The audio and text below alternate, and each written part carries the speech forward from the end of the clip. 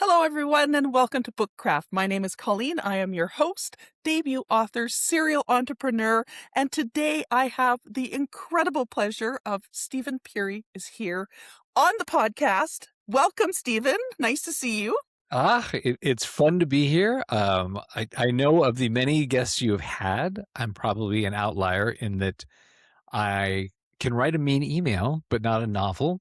However, I have been an executive, as you know, at a couple motion picture studios, worked on a lot of movies, and I hope we have some fun stuff to share. Absolutely. Well, Stephen actually had reached out to me about being on my other podcast, and I was like, could you please come on the book one? And part of the reason I wanted you to come on to this book podcast was you have an incredible wealth of knowledge around not just productivity for the sake of being productive, but how to be creative, how to get to a flow state. But with all of that, you have an incredible background. Could you tell everybody a little bit about yourself? Okay, the short version, because we all like to talk about ourselves, and I could spend all 30 minutes talking about me, but I'm not going to do that. Short version is raised in Virginia, came out to USC in Los Angeles, and was studying business and journalism. But as you know, USC is a fantastic cinema TV school, and a lot of my friends were in cinema TV. I happened to have also been on the side a computer programmer, like a software engineer, junior. And by the luck of the draw, I was in LA going to USC when film really became digital. And suddenly there was a demand for people who could speak creative, which I could, and also engineering. And I got into film by producing digital visual effects. So that was a great way in sort of a speed run to meet a lot of directors and see a lot of different styles. I worked with Cameron on True Lies, David Fincher on Seven, did Carlito's Way with De Palma, did a John McTiernan movie, The Last Action Hero, and produced the digital effects for Independence Day, for which we won the Academy Award for visual effects, which was great. I mean, it takes a lot of people. It's not my award, but the team won, which is amazing. And that was super fun. And started a company with Roland Emmerich and Dean Devlin, with whom I did Independence Day. They were the director, producer, writer, and sold that company. And then had a moment of, okay, I've worked below the line, as we say, and I'd really like to actually help get entire movies get made, like work upstream, finding ideas, working with writers, getting movies made. So I worked my way up that ladder and, was an executive vice president at DreamWorks for Kurtzman Orsi. This was the era of Transformers 1 and 2, Star Trek 11, The Proposal, Eagle Eye, Transformers Prime, Fringe, stuff like that. I was vice president at 20th Century Fox, where I ran like the Die Hard franchise, the Wolverine franchise, stuff like that. And you can tell I did largely summer fun action movies. That was my specialty. So that gave me exposure to a lot of top drawer working writers. And, you get to see what are the patterns, the ones that succeed. And this is a lot of what I lecture about now is how do you harness your brain in a certain way, overcome distractions, do the thing you're capable of, and do it in a way you feel good as opposed to spent. So, and here we are. I hope that was not 30 minutes on me. No, it wasn't. It's total random side fact. So Yes. in True Lies, where they're on the 7 Mile Bridge and Jamie Lee Curtis is hanging, I You were used to there. rollerblade on that bridge. Oh, did you? Was this when you were with the Dolphins? I was in Florida with the Dolphins. Were you in Isla Morada at the Theater of the Sea, whatever? No, I was over on Duck Key with Dolphin Connection. Oh, gotcha. Okay. Yeah, Gotcha. but I lived on Marathon, so we were just like a mile There you down go. the I road. spent a bunch of time down in Key West. Yes. So I know Yeah. that A1A so- pretty well. So it's anyway, so- sidebar, we're back. Let's Sidebar. go. So screenplay, as I understand it, is so much more. You've got a timeline, a deadline. So for authors, we kind of, especially self-published authors, we kind of put that self-imposed deadline on ourselves. Deadline And is so- such a happy word. Deadline. is. I know, Yeah. right? And so I'm wondering two things with that. So one of the things that I love that you talk about is one, being in control of your day, but the second one is how to consistently create and not burn out. Because I think as authors, we are really good at both of those. This is very true. And there is something on a more even foundational level that I just want us to say out loud, okay? Which is, why create at all? Like just the sense of like, well, I have a deadline, I have a self-imposed deadline, I don't want to burn out. Like all of that supposes that there is some reason to create something. Mm-hmm. So I'll tell you my belief about this, which is the reason I believe that's important is I think we all have something great inside us. And the question of this lifetime not is, do you have it, but will you release it before you die? Are you Yeah. going to take the steps to release it? And it may be the next great American novel, the screenplay that wins Best Picture. It may be a restaurant concept. It may be a way to teach music. It could be a lot of things, but it really comes down to, hey, I have X number of days here, period. It's the only thing of which we are certain is I will die. That's it, right? Yeah. So if you have a certain amount of time, will you use it to release the thing that you can? Now, specifically, as we're here, on BookCraft, I wonder what we'll talk about, then you are saying, okay, I'm putting my energy into listening to Colleen and her guests and thinking about my craft because I believe my great thing may be indeed a book or a screenplay, right? So, yes, there are practices about how to do that, whether you're on a deadline, like suppose you get a Writers Guild sanctioned studio screenplay to write. Like you have X number of weeks to write the first draft. You have X number of weeks to do a set of notes, and like there's Yeah. that. Or as you said, I'm working on my thing, and you set your own sort of schedule for that. So if we believe that we have something great to release, and now we're here because that thing is a book or a screenplay, then you're right. How do you set yourself up to be successful and not be that 80-year-old guy or girl sitting on the sofa going, oh, yeah, I could have written, I had an idea for a screenplay. I had an idea for, no one wants to be around that person and you don't want to be that person, right? Yeah. So is that a fair place to approach this? Oh, absolutely. Okay. Absolutely. Okay. Yeah. So where in that world would you like to dive in first? Because I know that's a big buffet of things to talk about. It's a lot. And I think just being around other people that are writing. So I see kind of two camps. I see one where it's like, I wrote this book. I'm not going to do anything with it. Right. And I Yep. see other ones where they're like, I've been working on this book for 10 years. I don't think I'll ever publish it. And actually, then there's a third one. So there's the ones that are like, oh no, here's the book. I did it. I did the thing. And I think between all of those groups, like you're saying, you want to tell your story or you want to get a story out there. But I'm wondering, when you're looking at people that are successful or productive, where is it that kind of pushes them over the edge that they go, here's the final product. Here's the Okay. thing that people can enjoy. So let's talk about it in terms of the people I've seen remove the obstacles well, right? Yeah. So if you are internally motivated, that is not going to produce a book. That is not going to produce a screenplay. You both have to be motivated and you have to the ability to get to the finish line of I have a draft, right? And you have an editor giving you notes or you have, people telling you what they think of it. So let's talk about what are the big obstacles here. One of them is procrastination, right? Now, I am super guilty of this. A lot of why, I developed the platform I developed was to help me with something where I go, this is problematic. Like I want to spend more time with my kid. I want to spend more time, doing stuff and less time going, wow, it's 6:00. Where did the day go? Yeah. And, or that I'll finish it tomorrow. Like, oh, that expression kills me, I'll right? get up early. Oh, they're the lies we tell ourselves. So there are two things I want to highlight. One is procrastination, which is, okay, so what are techniques I've seen so that is not an obstacle? You push that obstacle out of the way because it is real. Mhm. You know it. I know it. Everyone listening to this knows it, right? Okay. The other one is distraction, which is, hey, maybe you got going, but then it's like, oh, shining out. No, my phone. Oh, I can check my WhatsApp. Oh, I got a message. Whenever I got an email. Oh, I watched that YouTube video as part of my research on medieval Europe. But then there's this other YouTube video that's, oh, I should watch that. You know what I mean? Like, oh my God. Right. Yeah. And by the way, the last thing I said, super guilty. Like I sometimes, cause I do some coding still, right? Yeah. There will be some React component that I don't know exactly how to use or something. So some generous engineers made like a 3-minute video on like, here's how to use this React component, right? No, thank you. And I'll watch it and YouTube.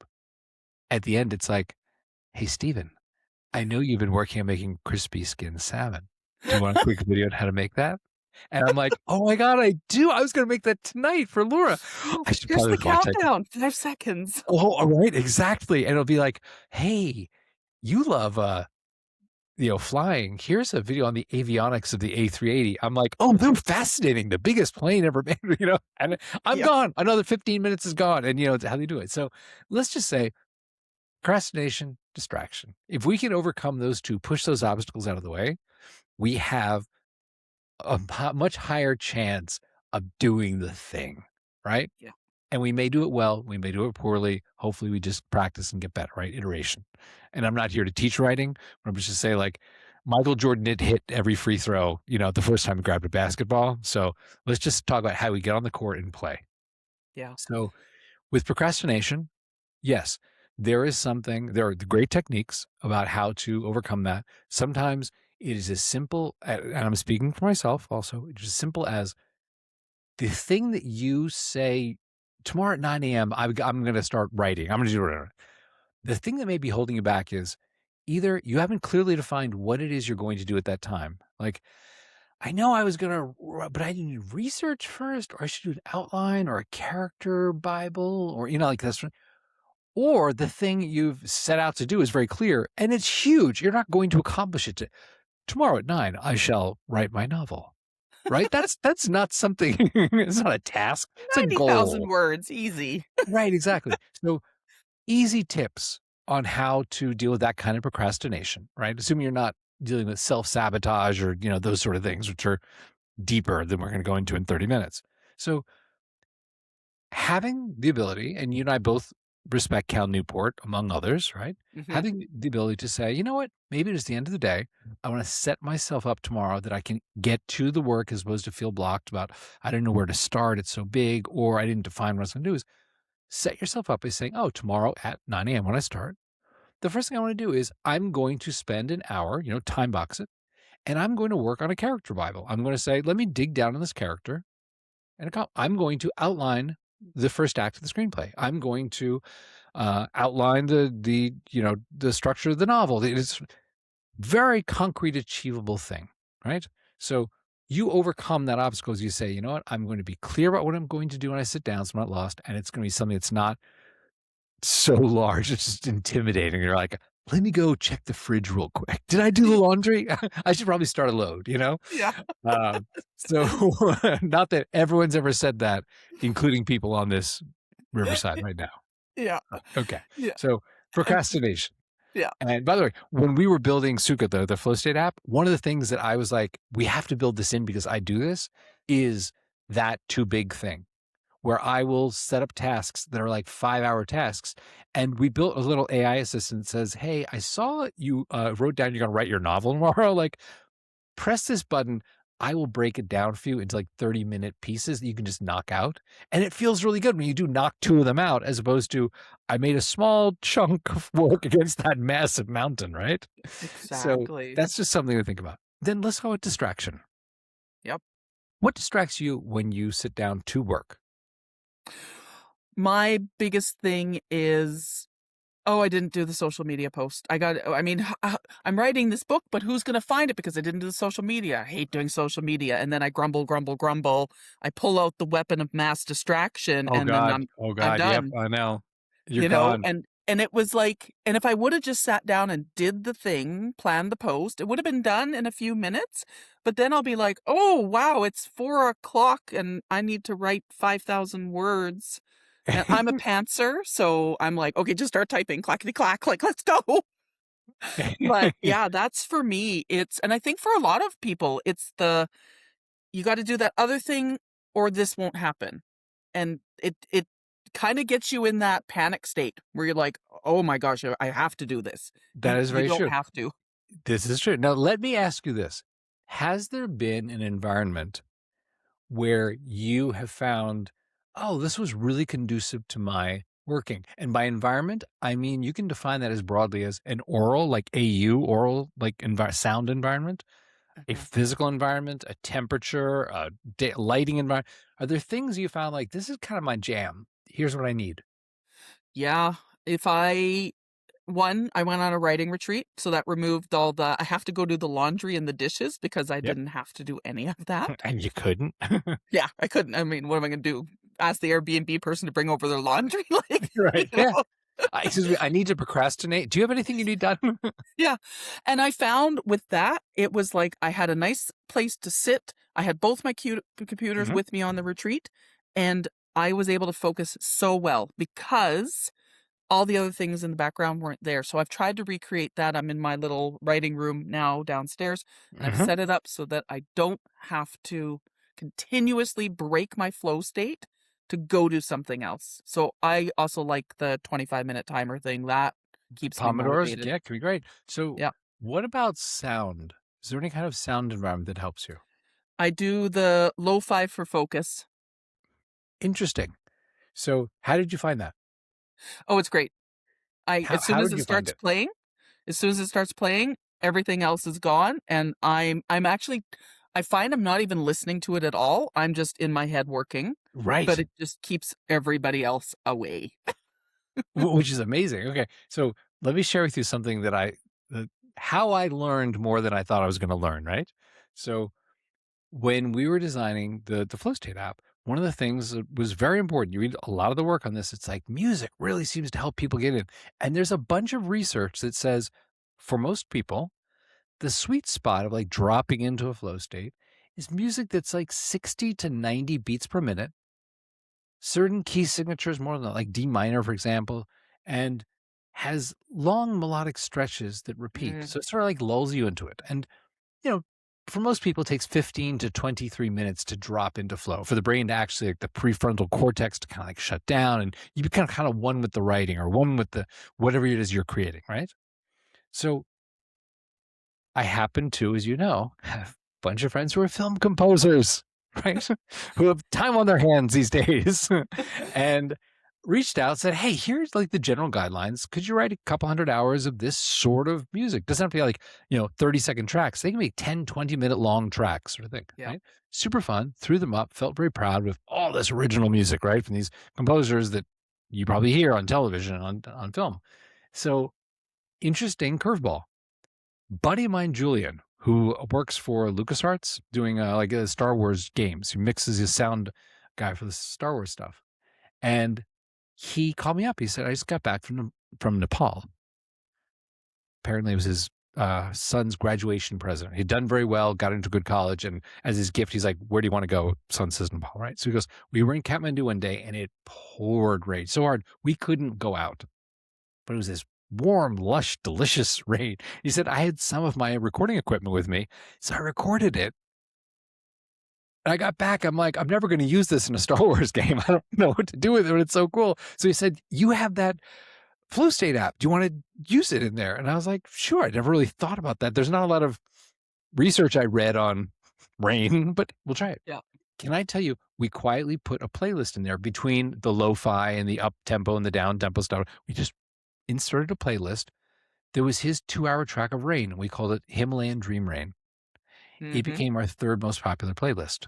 That's amazing. And I was like, what's up with that?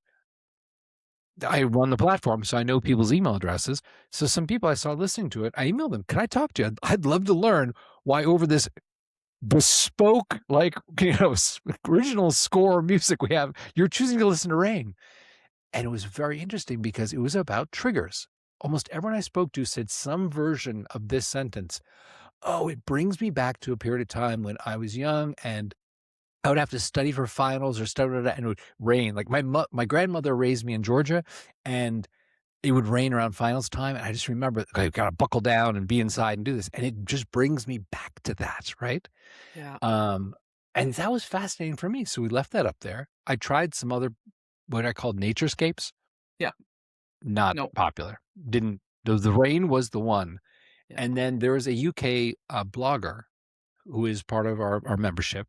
And she saw me experimenting by putting up like sounds of surf and sounds of, streams and things like that. She said, I see you're doing this. So I feel like the door is open to make a request. I was like, sure, what?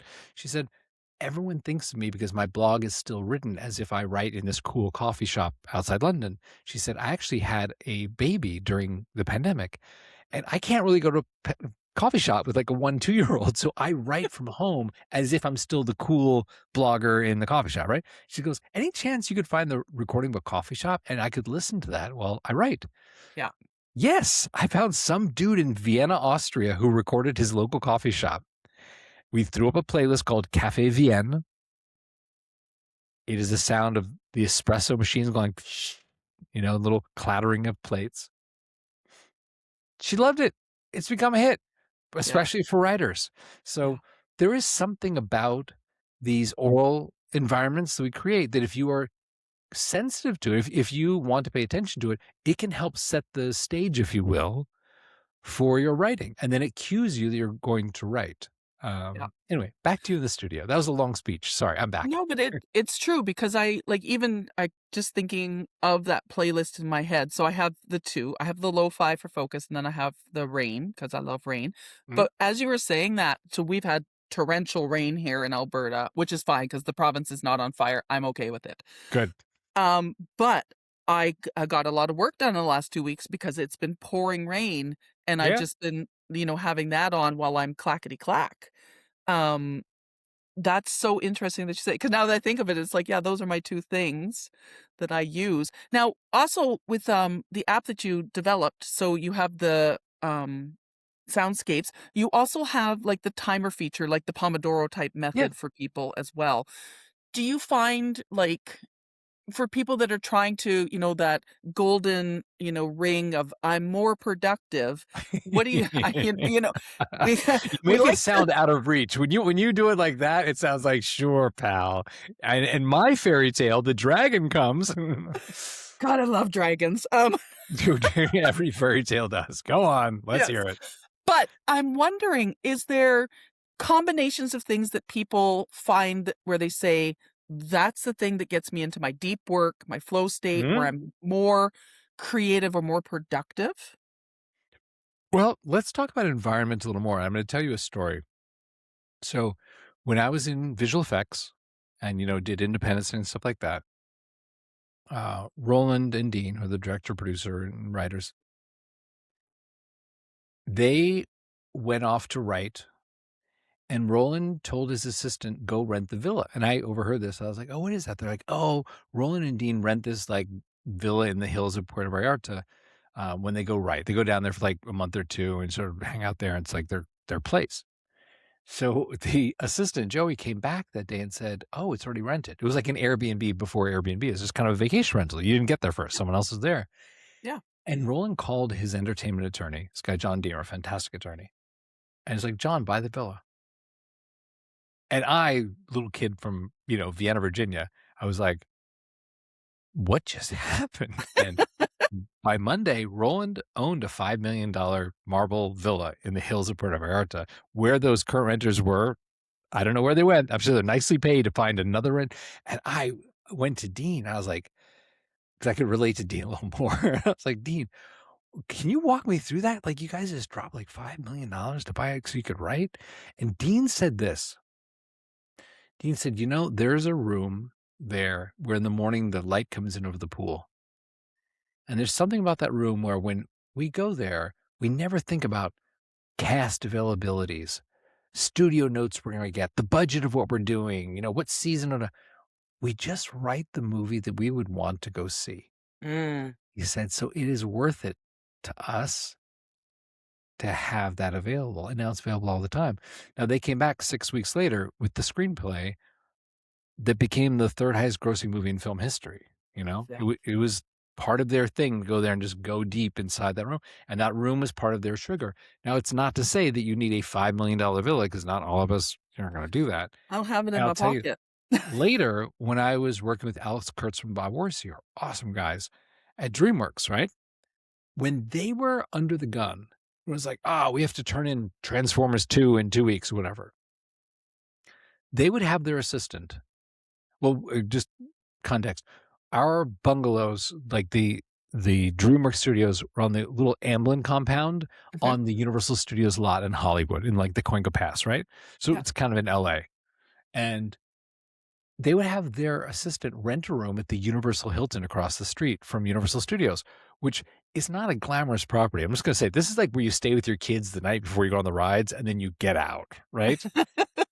And I thought to myself, these guys could go for a week. They could go to Bali or Bora Bora for a couple weeks and go right. They're pulling down 1-2 million a script. Like, why? And then it hit me. They met back in school. And I think there was something for them about being in that hotel room where it's like Kurtzman on his laptop at the edge of the bed and Bob on his laptop at the little desk and writing away, that brought them back to their place of like, we're these young writers who have to prove we can do this and crank out, a massive studio movie in a couple of weeks. Mm-hmm. And it's all about that trigger. Yeah. Their trigger was not multi-million-dollar villa. Their trigger was kind of dorm room, like recreating dorm room vibes.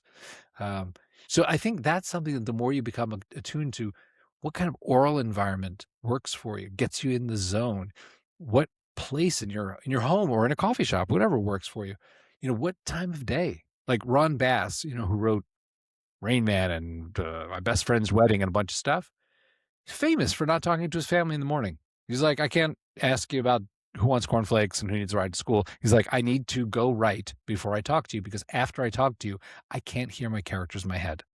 Yeah. And that is what I get, 7 digits per screenplay to deliver, is these characters that Julie Roberts and Dustin Hoffman and Tom Cruise will say yes to. So he was very aware of his chronotype, which is essentially the awareness that at certain times of day, you're more adept at certain kinds of things. He was aware that for his chronotype, it was that 5 a.m. to 9 a.m. This is when I write in my, solo pod. And then in the afternoon, he would do studio meetings, talk to his agent, collaborations with other writers in the studio, like all that kind of stuff. So that's just 3 things you can do as a writer that help you set your environment. Yeah. It's interesting because when I wrote my first book, I was writing a different book and I was kind of stuck on the science, and my brain was like, hey, you can do this. And I got in 2-3 week periods the entire book written, like not drafted, Wow. not edited. But the thing was, I was in an environment, I was dog sitting, so I wasn't at my house. I didn't have to worry about anything but the dogs I was taking care of. I could just focus on writing, and there was nobody bugging me about nothing.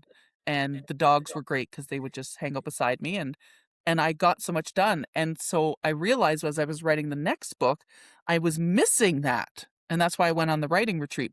I was like, I need that just away from everything else to get these words done. Because yeah, I'm the same. Like, all the characters are telling me what they need to happen, and I'm like, I can only type so fast. Right? But it is great you were there as opposed to writer's block where you're like, wouldn't someone say Yes. something? Yeah. Well, and one of the things that I'm also thinking about is, you've been around so many people that are, producing these big movies and stuff. But what do you think, not what makes them successful, but what makes them feel fulfilled about the artwork that they put out, the movie, the screenplay, whatever it is? Like, do you think there's a difference between the success and fulfillment, or for some Well, people it's the same? let's have a very pragmatic approach to this, because film, as the joke goes, is not called show art. It's called show business. Yeah. So if you want to self-publish a novel that is a very high fidelity expression of what you had in your heart or your head, Yeah. you're going to be more satisfied with the product than if you're writing a $250 million movie, in which case there are going to be 400 cooks in the kitchen giving you notes, often contradictory, that you're going to have to sort through. You're going to get fired off at some point. Someone else is going to rewrite you. Then that woman's going to be rewritten by another guy. And then there's going to be another friend of the star who comes in to do a dialogue polish. And you're going to hopefully be invited to the premiere, which you will bring your husband or spouse to. And you'll point out scenes that are like, oh, that was one of mine. Oh, it made it in the final cut. Oh, okay, cool. So it is a collaborative medium, Mm-hmm. and that's being polite. It's a nice way of saying it. So if you were going to write screenplays, accept the fact that you may have this vision of what you want this thing to be, unless you're hired to adapt a novel or something, in which case it's not your vision, right? But that is not necessarily where the project will end up, and you have to be okay with that. You have to say, I contributed to this, as opposed to, I am James Cameron. I wrote this. I will direct it. It's going to be exactly what I want. That is if not unique, rare. Yeah. Well, and just I'd love to hear your feedback on this because there's been a big surge in novel to screenplay, or Mhm, so whether that's 6-part Hulu series or mhm, movie, yeah, some of them are incredible and you're like, "Yes, nailed it." And mhm. some of them you're like, what I don't know what I'm watching right now, but this is not the book that I read." And so for aspiring authors out there, I think some people are like, "Oh, the thing is, as soon as my book comes out, Hollywood's gonna come knocking, and I'm gonna be the next, whatever production." Oh, so you want me to be okay. Yeah. But Let me be realistically, Little Miss Sunshine here. Okay. do it. So the film business is a very expensive business, right? It is not something like honestly, you can sit with a laptop, you can sit with a pad of paper and write a novel or a poem or, something like that, a short story. Film business, there is no cheap movie to make, because even the small ones, a $2 million movie, you need almost the same number of people. They're just getting paid less. It's like you can't not have catering. You can't not have a DP. You may not have 4,000 visual effects people, but you're going to have the same general people working on it. So that said, the studios are not about art. These are not, galleries for people's personal visions. These are for-profit entities owned by guys who own Oracle.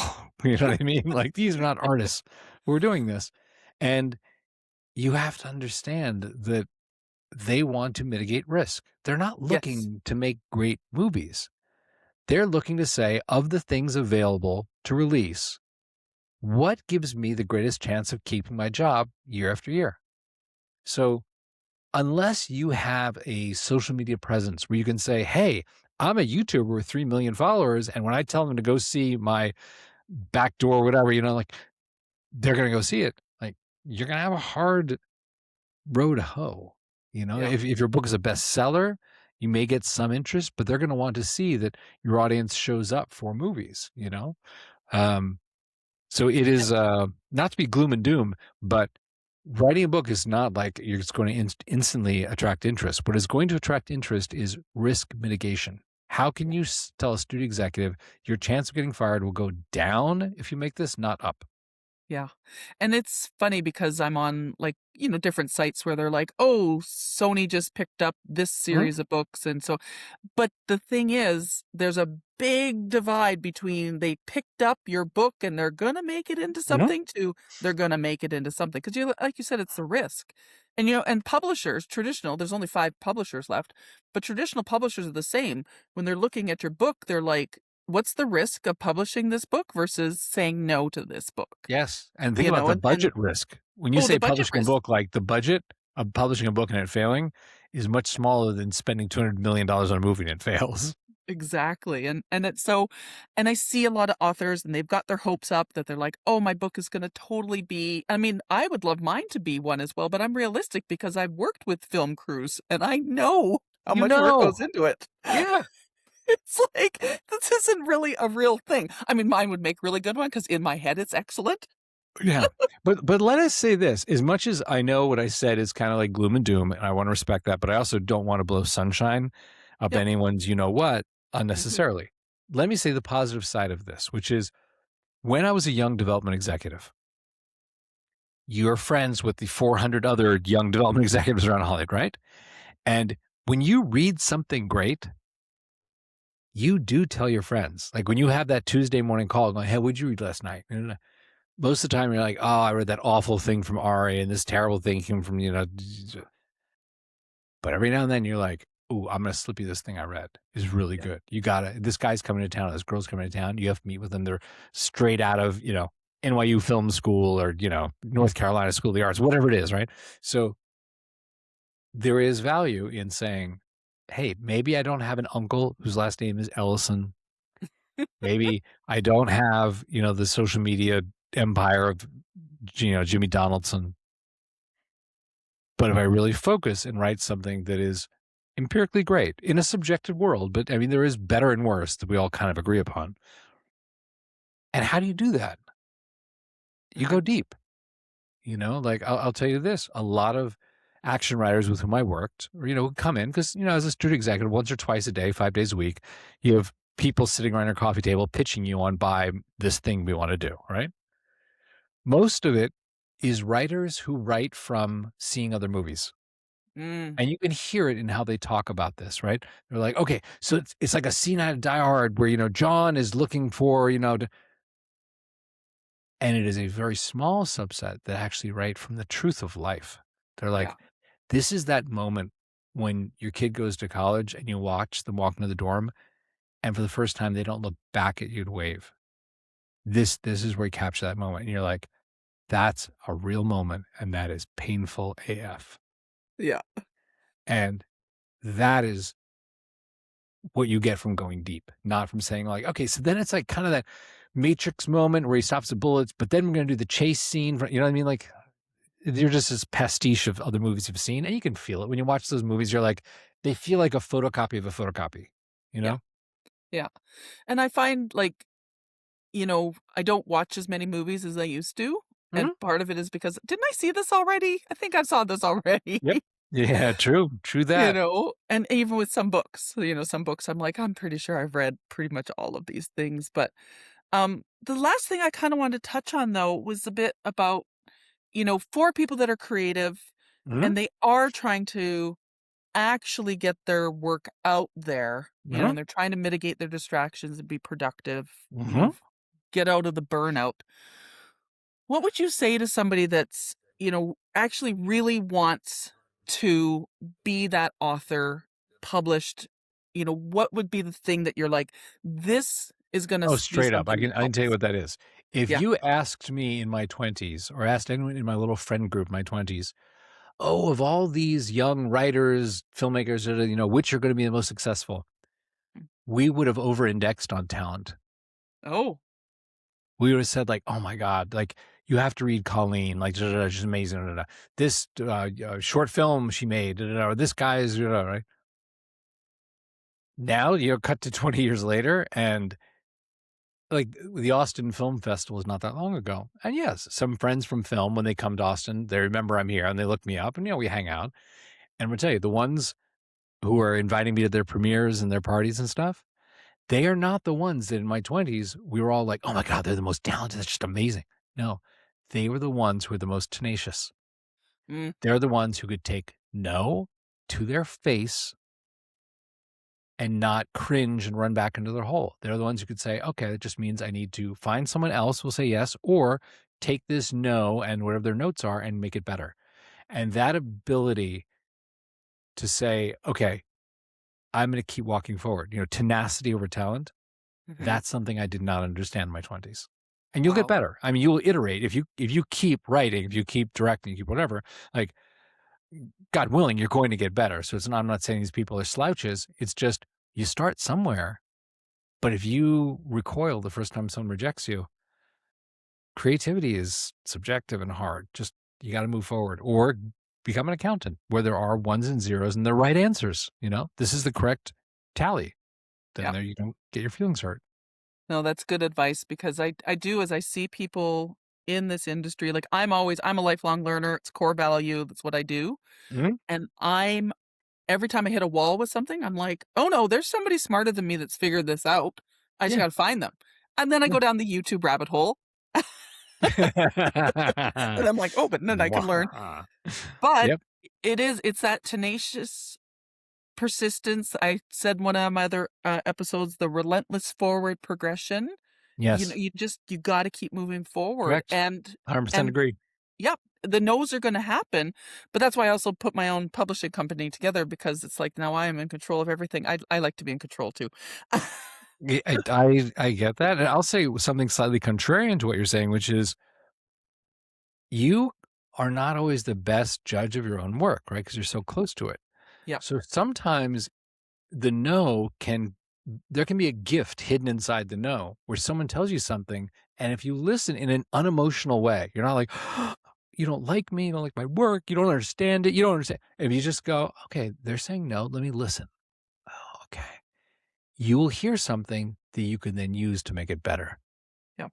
You It's know, that and little it's nugget. you gotta listen. Like, there's a great book, was it Cameron Crowe did these interviews with Billy Wilder, and Okay. it's full of just really smart stuff. Like Billy Wilder says, third act problems are first act problems.